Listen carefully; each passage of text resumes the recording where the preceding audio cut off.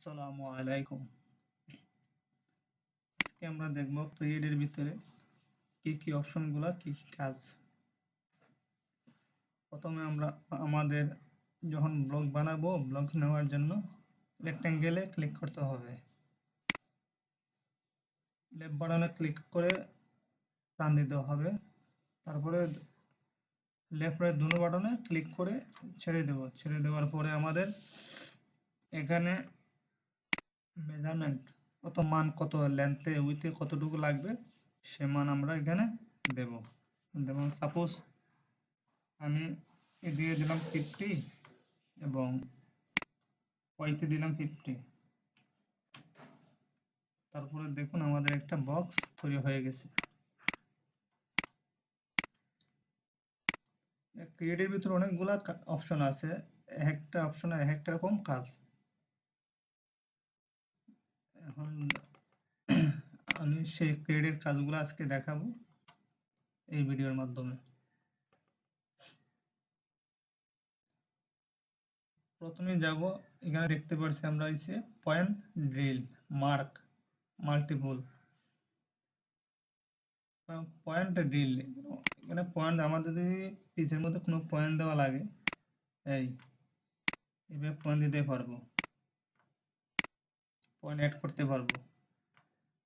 শেপের জন্য, মূলত শেপের জন্য আমরা এই পয়েন্টগুলো ইউজ করে থাকি। এই পয়েন্টগুলো দেখার জন্য ভিউতে যেতে হবে। এন্টারটেইনমেন্টে দিলে এটার মধ্যে আমরা দেখতে পারবো পয়েন্টগুলো।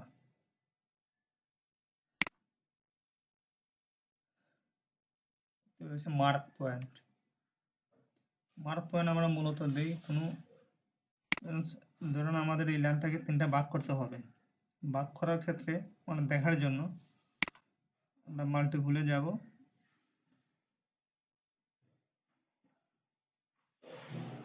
এই মাল্টিপুলে যাব, গিয়ে ডিস্টেন্স প্রপোর্শনাল অন লাইন, এটার মধ্যে ক্লিক করব। ক্লিক করার পরে যে লাইনটাতে নেব এটাতে ক্লিক করব। এভাবে বোথ আসবে। বোথের মধ্যে ক্লিক দিয়ে আমরা কত ভাগ করব, এটাতে আমরা 3 ভাগ করব। তাহলে আমাকে 2 দিতে হবে, 2 দিলে 3 ভাগ হয়ে যাবে। যেমন এখানে এতটুকু আছে, এখানে একটা ভাগ হয়েছে, এখানে একটা ভাগ হয়েছে, এখানে একটা ভাগ হয়েছে। এটা হইলো আমাদের মার্কের কাজ। তারপর হয়েছে আমাদের কাটমার্ক। আমরা যদি পেজে কাটমার্ক দিতে চাই, এই কাটমার্ক দিতে পারবো আমরা।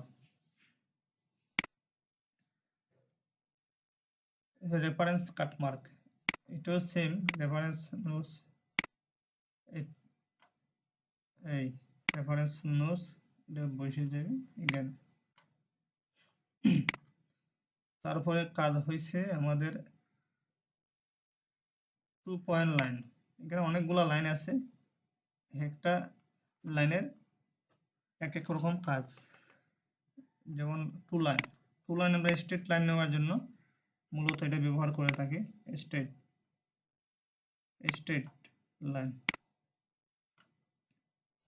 স্ট্রেট কোনো লাইন টানার জন্য এই আমরা নিতে পারবো।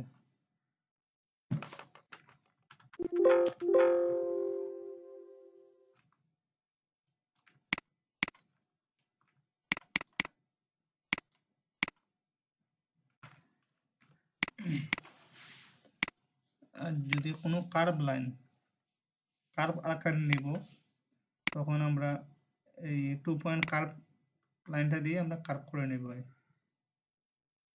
দেখুন কত সুন্দর কার্ভ হয়ে যাচ্ছে।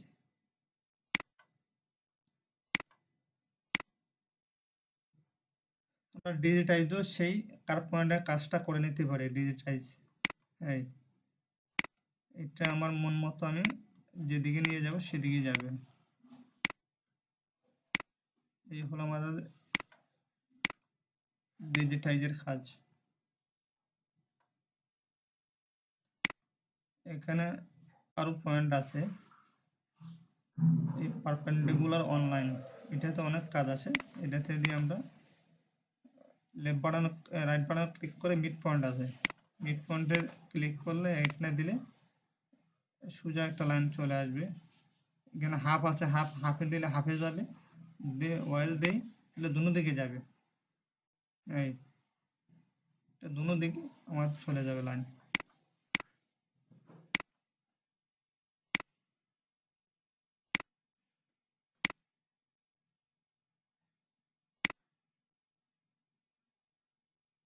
তারপর আছে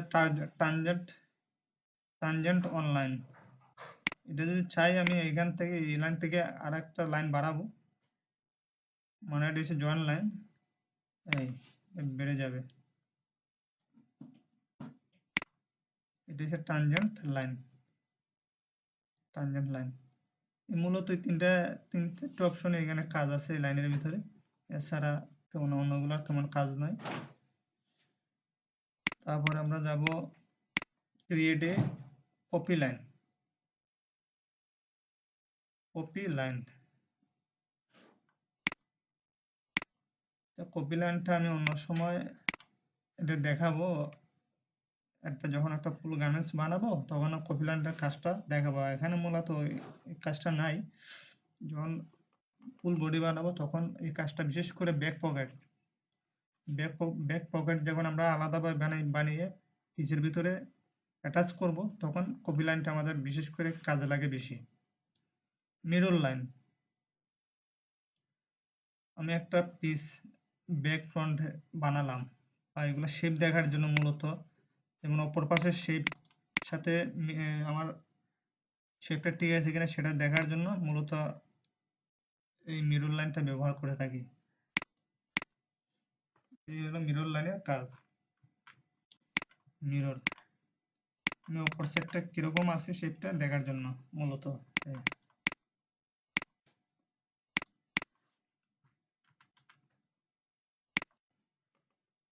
তারপরে হচ্ছে অফসেট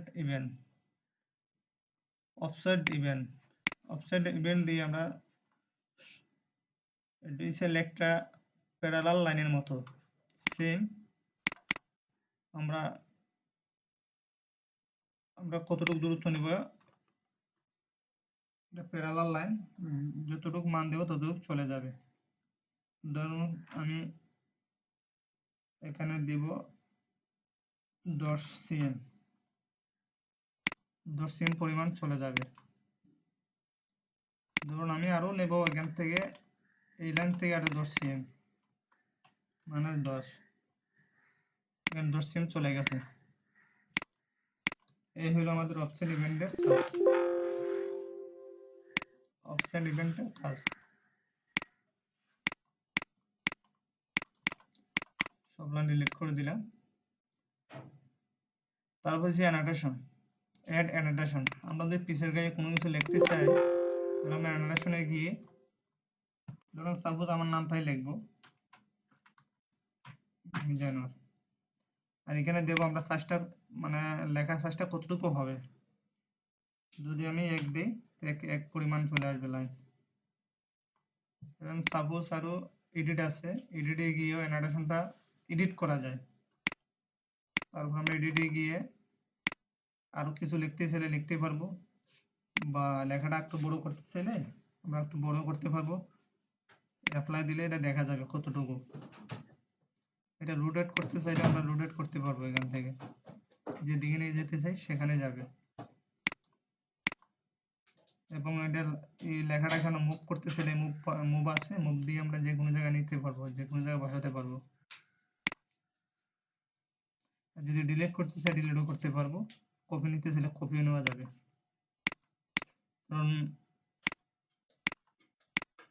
ধরুন আমরা এখান থেকে অন্য একটা পিছনে কপি দিলাম, এখান থেকে কপি দেওয়া যাবে। এই হলো আমাদের অ্যানোটেশনের কাজ। আবার ট্রেস, ধরুন আমি এখানে একটা, এটা আমার একটা পিসটা আমাকে তুলতে হবে, তারপর আমার ট্রেসে যেতে হবে। ট্রেসে গিয়ে লাইনে ক্লিক করতে হবে। এই আমার পিস একটা উঠে গেছে। এটা হলো আমাদের ট্রেসের কাজ। কপি পিস, ধরুন সেম পিসটা আমি কপি নেব। কপি নেওয়ার জন্য কপিতে ক্লিক করে এই পিসে ক্লিক করলে একটা পিস আরেকটা সেম পিস কপি হয়ে যাবে। এই হলো আমাদের কপি পিসের কাজ। তারপরে হলো বাইন্ডিং। তো বিশেষ করে মূলত আমরা যখন গ্রেডিং এ যাব, এই গ্রেডিং এর কাজে আমরা মূলত এই বাইন্ডিংটা ব্যবহার করে থাকি। এবং সাপোজ এই লাইনটাতে আমার একটা গ্রেডিং আছে, গ্রেডিংটাকে আমি পিসে না দিয়ে এই বাইন্ডিং তুলে তারপর আমি এখানে অ্যাটাচ করব। তাহলে এটা বাইন্ডিং অনেক সুবিধা আছে, সেই জন্য গার্বারে আমরা বিশেষ করে এই বাইন্ডিংটা ব্যবহার করে থাকি। এইভাবে বাইন্ডিং তুলে ইয়া করতে পারবো। তারপরে গ্রেড সাইজ। গ্রেড সাইজ বিশেষ করে আমরা যখন গ্রেডিং করব, এই গ্রেডিং করার সময় দেখতে হবে, তারপরে যখন কমপ্লিট হবে তারপরে আমরা গ্রেড সাইজ দিয়ে আমরা পিসগুলো আলাদা আলাদা সেপারেট সেপারেট করা যায়। প্রত্যেকটা পিস বার করে আমরা দেখতে পারবো যে যেমন পকেটিং, বিশেষ করে পকেটিং পেসিং গ্রেডিং দেওয়ার পরে দেখতে পারবো যে পিসের লগে এটা কি ঠিক আছে কিনা। সেই জন্য এটা সে কাজে মূলত এটা ব্যবহার করে থাকি আমরা। এই হলো আমাদের ক্রিয়েটের ভিতরে কাজ। তাছাড়া তেমন কোনো আর কাজ নাই। এগুলো দিয়ে মূলত আমরা ব্যবহার করে থাকি ক্রিয়েটের ক্ষেত্রে। ক্রিয়েটের ক্ষেত্রে এই অপশনগুলো ব্যবহার করে থাকি। সবাই ভালো থাকবেন। আসসালামু আলাইকুম।